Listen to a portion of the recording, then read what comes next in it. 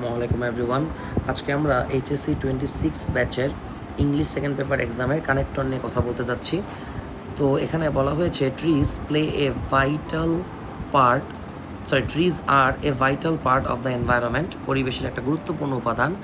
Dash they bear a great impact on the climate. তারা জলবায়ুর উপরও প্রভাব ফেলতেছে। আচ্ছা, তো যে কোনো একটা কানেক্টরের প্যাসেজ যখন শুরু হয় তখন স্টার্টিংটা নিয়ে একটু প্রবলেম হয়। ওকে, তো স্টার্টিংয়ের প্রবলেম দূর করার জন্য সবচেয়ে বেস্ট ওয়ে হচ্ছে সেখানে ইনফ্যাক্ট কিংবা অ্যাকচুয়ালি বসায় দেওয়া। তাহলেই ম্যাক্সিমাম ক্ষেত্রে সেই ঝামেলাটা দূর হয়ে যায়। যেমন এখানেও কিন্তু সেই ঝামেলাটা দূর হয়েছে।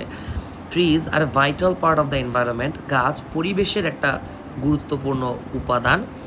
ইনফ্যাক্ট এমনকি they bear a great impact on the climate. এমনকি তারা জলবায়ুর উপরেও প্রভাব বিস্তার করে।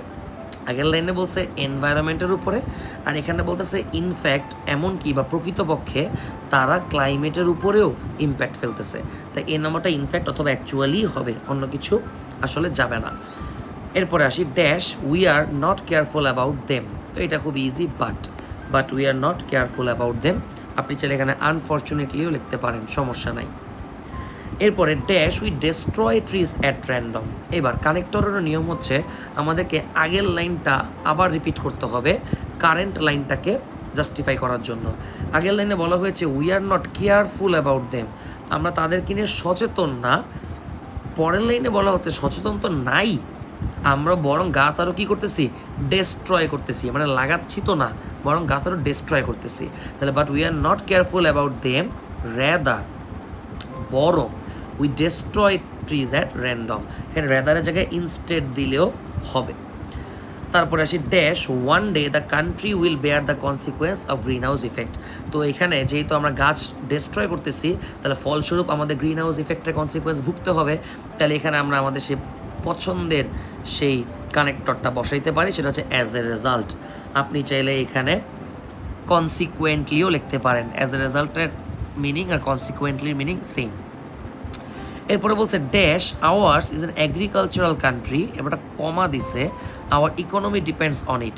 মানে যেহেতু আমাদের দেশটা একটা কৃষি প্রধান দেশ, তাই আমাদের ইকোনমি এর উপর নির্ভর করতেছে, মানে অর্থনীতি। তাহলে এখানে আমরা দিব অ্যাজ, মানে যেহেতু, অথবা আপনি সিন্স দিলেও হবে, সমস্যা নাই।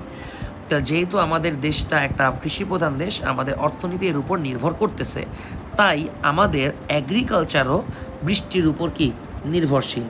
এই যে আমরা বললাম তাই হিসেবে আমরা এখানে সো আনতে পারি। So our agriculture is dependent on rain. আপনি এখানে সো এর পরিবর্তে দেয়ার ফোর আনলে আই থিঙ্ক আরও ভালো শোনাবে। অতএব আমাদের এগ্রিকালচারটাও বৃষ্টির উপর নির্ভরশীল। সো দেয়ার ফোর দুইটাই কারেক্ট। এরপরে আসি dash trees play a vital role on our climate. আচ্ছা, এতক্ষণ ধরে কিন্তু আমরা মানে ট্রিজের গুরুত্বপূর্ণ ভূমিকা নিয়ে কথা বলা শুরু করে দিয়েছি। যেমন আমরা কৃষি প্রধান দেশ, কৃষিতে কাজে লাগতেছে, এখন বলা হচ্ছে এটা ক্লাইমেটেও ভূমিকা পালন করতেছে। ওকে, তাহলে এখানে আমরা বলতে পারি বিসাইডস, এর পাশাপাশি trees play a vital role on our climate. বিসাইডসের জায়গায় আপনি ইন অ্যাডিশনও বলতে পারেন, কোনো সমস্যা নাই। ওকে, আচ্ছা, আবার অলসো দিলেও হবে, কোনো সমস্যা নাই। এরপরে বলা হয়েছে dash trees keep the soil strong. Okay, আরেকটা ভূমিকার কথা বলা হচ্ছে। আগের লাইনে বলা হচ্ছে ক্লাইমেটের উপর ভূমিকা, এখন বলা হচ্ছে মাটিটাকেও স্ট্রং রাখে। তাহলে আমি যদি জি বিসাইডস লিখি, অথবা ইন অ্যাডিশন, অথবা অলসো লিখি, তাহলে এইচে আমরা ইউজ করতে পারি মোর ওভার। এছাড়াও মানে আরও জোর দেওয়া অর্থে ট্রি কী করতেছে, আমাদের মাটিটাকে স্ট্রং রাখতেছে।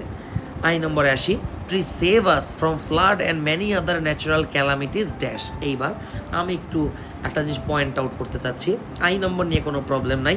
আই নম্বরে আমরা আরেকটা ট্রি এর ভূমিকা দেখতেছি, যে ট্রি আমাদেরকে ফ্লাড আরও ন্যাচারাল ক্যালামিটিস থেকে কী করতেছে, বাঁচাচ্ছে।